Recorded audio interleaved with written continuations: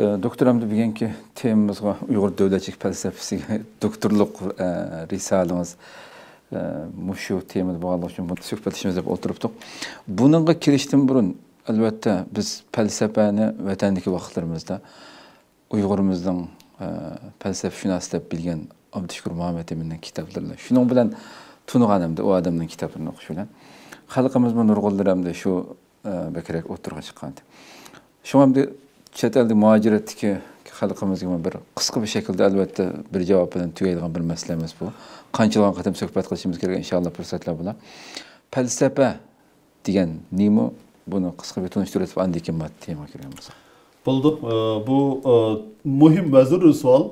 Chunki men shu Turkiyaga kelgandan keyin bir qancha diniy sohadagi zotlar bilan suhbatlashib fursat muyassar bo'ldim. Hayron qoldim. Bu albatta zil bir tema ekan.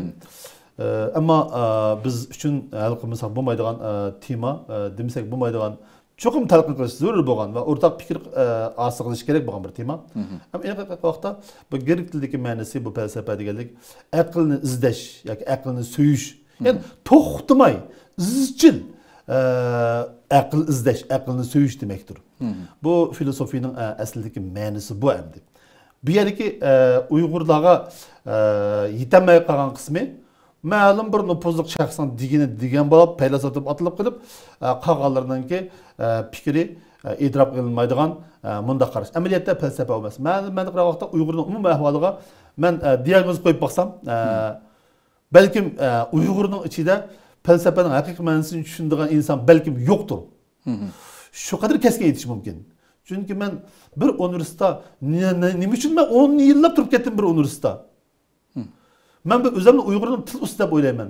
Adet şiir yazsam toxtamam, Muhammed yazdığı adam ben. Yapında nurgun Muhammedlerimde cemaat küsülüp koydum. Bazılar kızıkçılık kılıp, sizden Muhammedlerinizi üzümü acayip bir katı bir soğuk değişidim.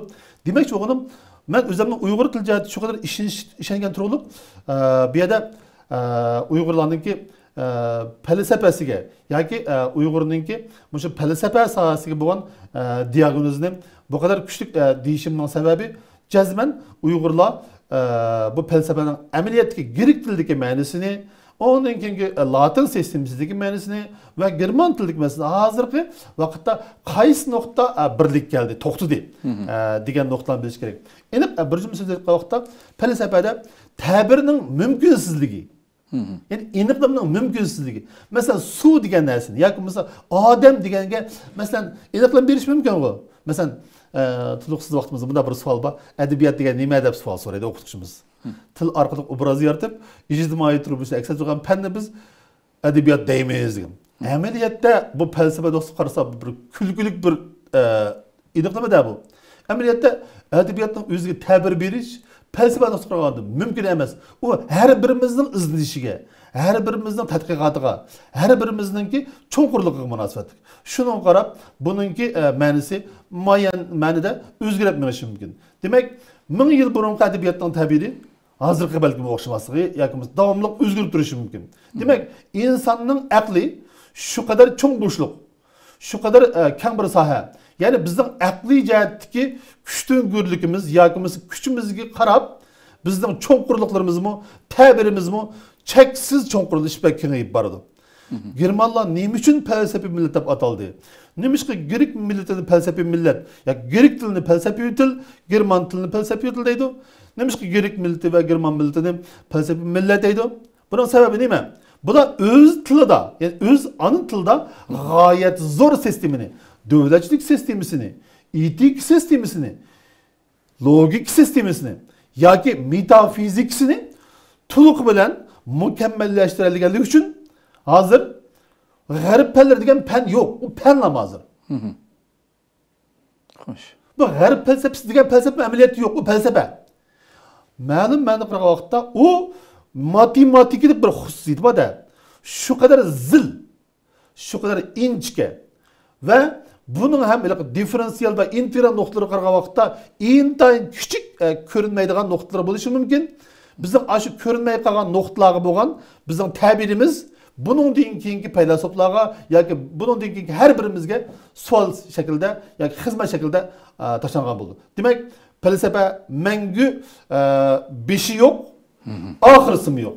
2500 yıl burun Platon ve onun şagirdi Aristotle ve onun keyin Alexander Zulkarnayn Makedonskiy bu şahslar şu felsefenin küçü bilen cahan sorganken de mayli Sokrat bolsun, mayli Aristotle bolsun, Platon bolsun, bular Greek milletinin içinde çıkan en katı sarhılar bular. Bular öz milletini dünyavi bir peldige aparadiganligida bu yerda mushu tilninki, ya'ni mushu til orqali yaratilgan felsefe bo'lganligi tufayli biz ham Uyg'ur tili va Uyg'ur tili orqali yaratilgan felsefe orqali o'zimizni jahonga tanishimiz mumkin.